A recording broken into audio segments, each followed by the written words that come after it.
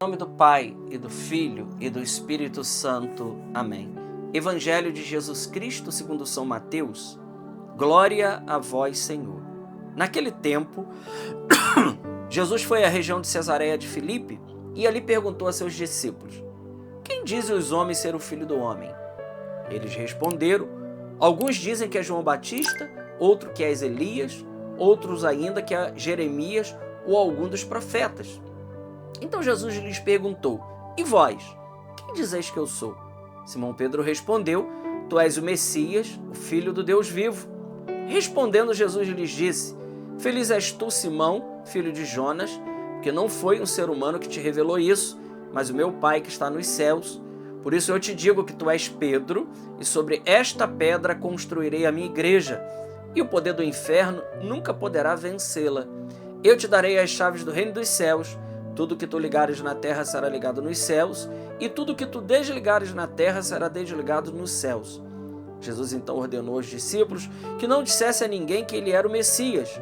Jesus começou a mostrar aos seus discípulos que devia ir a Jerusalém, sofrer muito da parte dos anciãos, dos sumos sacerdotes, dos mestres da lei, e que devia ser morto e ressuscitar no terceiro dia. Então Pedro tomou Jesus à parte e começou a repreendê-lo, dizendo: Deus não permita tal coisa, Senhor, que isto nunca te aconteça. Jesus, porém, voltou-se para Pedro e disse: vai para longe, Satanás, tu és para mim uma pedra de tropeço, porque não pensas as coisas de Deus, mas sim as coisas dos homens. Palavra da salvação. Glória a vós, Senhor. Meus irmãos, nesta quinta-feira, dia 7 de agosto, Evangelho de São Mateus, capítulo 16, versículos de 13 a 23.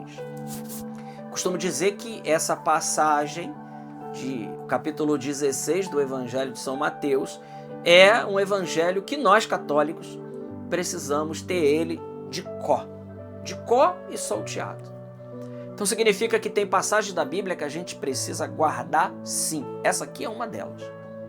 Nós temos que ter ela de có e salteado. Mateus 16, a partir do versículo 13, quando Jesus vai a Cesareia de Filipe, lá em cima, na Terra Santa, no finalzinho, já saindo para a Síria, lá para cima, né?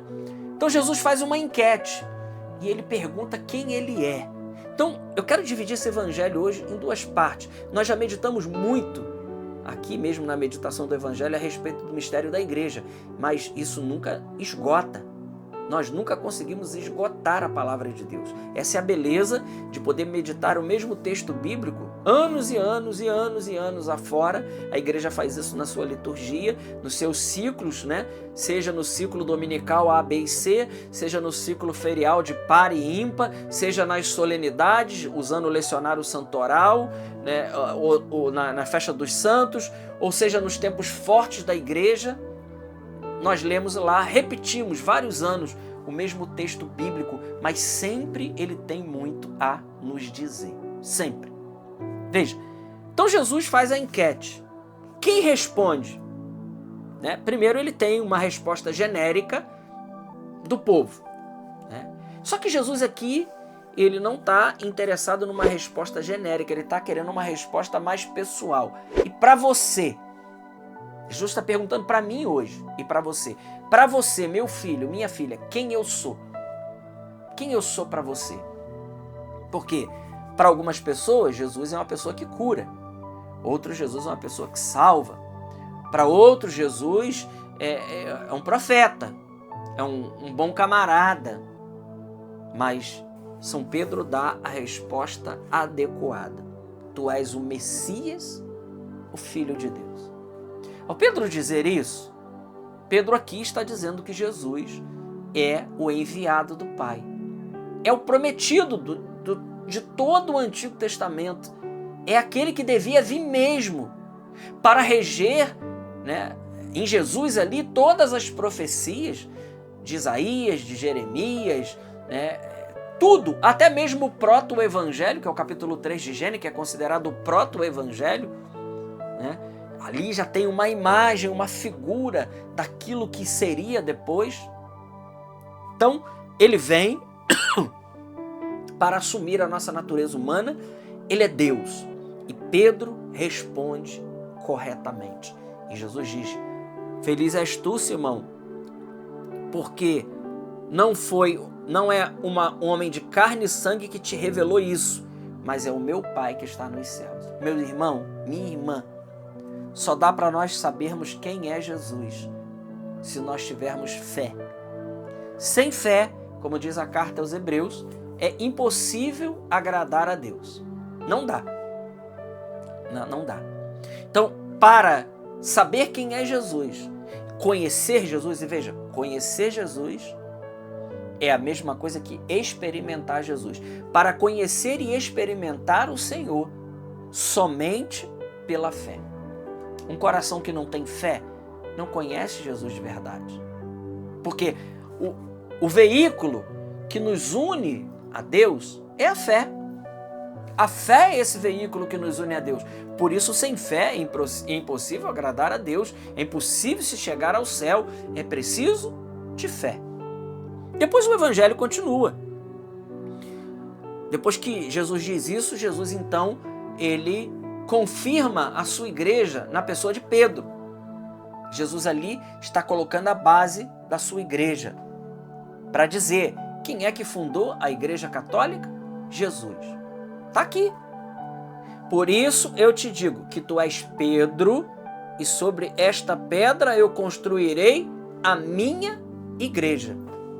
Ninguém aqui nega, ninguém aqui tem dúvida de que Pedro foi o primeiro papa da igreja. Então, olha, aqui para os jovens e tudo mais, vocês às vezes ouvem na faculdade de professores de história ateus, que para mim são muito mais à toa do que ateus, a gente teria que procurar mais o que fazer, estudar a história verdadeira, que dizem lá que quem fundou a igreja foi Constantino. Não foi Constantino que fundou a igreja. A única coisa que Constantino fez pelo Édito de Milão em 313 foi dar liberdade de culto aos cristãos. Ele sequer, nem isso ele fez, tornar o império cristão. Quem fez isso foi outro imperador, mas não foi ele, tornar o império cristão. Isso aconteceu através de um processo de conversão. Então não foi Constantino que fundou a igreja. Está aqui, está na Bíblia. Quem fundou a igreja foi Jesus.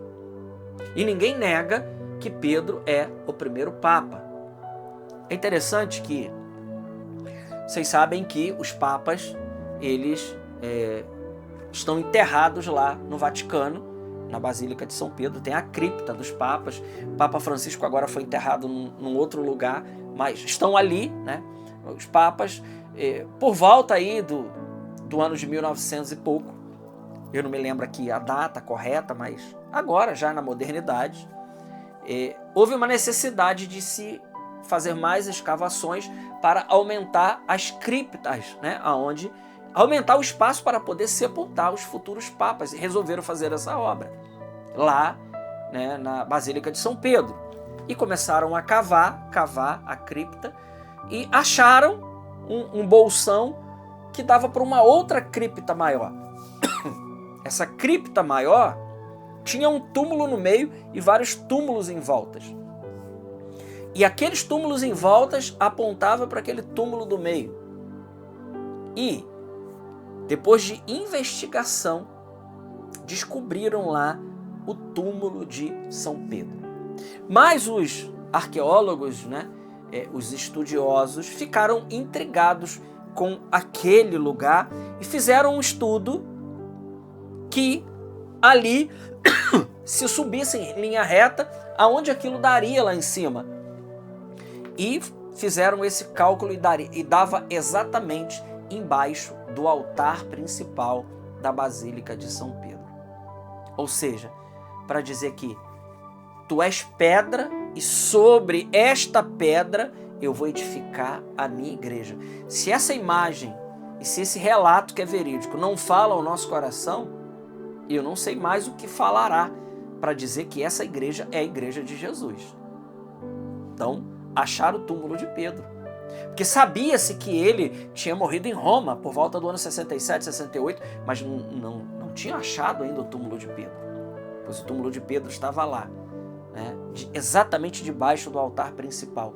Tu és Pedro, e sobre esta pedra eu vou edificar a minha igreja, e as portas do inferno jamais poderão vencê-la. Eu te dou as chaves. O que você liga, eu ligo. O que você desliga, eu desligo. Dar chave é dar poder. Gente, essa é uma imagem muito clara. Então, nós temos que ter muito orgulho, um santo orgulho, se é que a gente pode dizer essa palavra, de ser católicos, de estar nessa igreja que não foi uma obra humana, embora ela é feita de homens.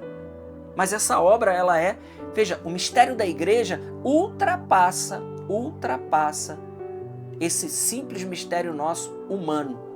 Inclusive, o Papa, então Cardeal Ratzinger, escreveu na época Dominus Iesus, né? Um documento fininho, maravilhoso, mas que deu uma polêmica danada, falando da universalidade da salvação em Cristo através da igreja. Ele diz lá com toda clareza que nem a igreja católica esgota a igreja de Cristo. A igreja de Cristo, né? A igreja católica subsiste ou seja, subsiste plenamente na igreja católica, a igreja de Cristo. Então essa igreja foi Jesus que fundou mesmo. Mas ela é uma realidade que ela é humana e invisível, humana e sobrenatural, divina e humana, porque ela tem a sua... Humana porque somos feitos de nós, mas é a igreja de Jesus. E hoje nós precisamos ser muito gratos por fazer parte dessa igreja e por viver a vida de Deus fluindo através dos sacramentos na nossa vida. Glória ao Pai, ao Filho e ao Espírito Santo, como era no princípio, agora e sempre. Amém. Salve Maria Imaculada.